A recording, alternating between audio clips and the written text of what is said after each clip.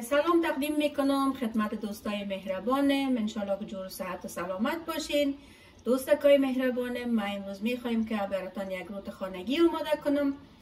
موادی که من نیاز دارم امروز برایتان شریک میسازم. 4 گیلاس آرد است، 1 گیلاس بوره، نیم گیلاس شیر، نیم گیلاس روغن، 2 دانه تخم، 1 قاشق چایخوری هل، 1 قاشق چایخوری خمیر مایه و 1 قاشق چایخوری بیکینگ پودر. در قدم اول باید بگویم که شیر در حرارت مناسب گرم اضافه کنین که سرد نباشه. و حال ما شیر همراه بوره و تخم لط میزنم، بعدا دیگه موادش همراهتان شریک میسازم. دوستای خوبم، تخم من در کاسه انداختم، حال بوره رو بالایش اضافه میکنم و همچنان روغنه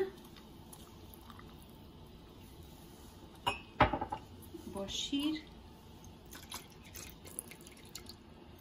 مواد خمیر مایه که 1 قاشق است، بیکینگ پودر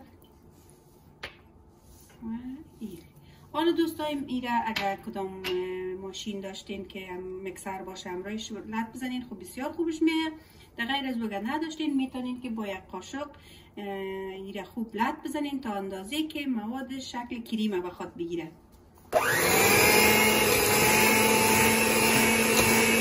دوستای شیرینم، آرد آیسته آیسته اضافه میکنین. بسم الله. بینده های عزیز، خمیر آماده شد. من ایره خوب مشتم کردم دیگه. سختیش بینی اندازه باشه که ایره برای آتی بتانیم را وارش کنیم دیگه. حال فقط به مدت یک 20 دقیقه مگذاریمش که خوب برسه. باز بعدا دیگه بدار شیره مگذاریم که پخته شود. دوستای خوبم، روتم از غاله کردم. حالا فقط میخوایم که دیزاین بتمش. ناگفتنه مانه که مو 4 گیلاس آرد که من خمیر کردم 2 دانه روت میشه. اگر شما قالب کلان دارین میخواستین 1 دانه بسازینش کلان هم میتونین، اگر نه خواستین میتونین 2 دانه خرد آماده کنین دیگه. حالا دیزاینش میکنم دوستایم و میگذارمش داخل داش. دوستایم رویش با 1 دانه زردی تخم تنها زردیش خوب لط میزنین، چرب میکنین به خاطر که جلادار بیای روتمو. دیزاینش هر قسم که خودتون دوست داشتین میتونین که دیزاین کنین رویش بدل خودتون.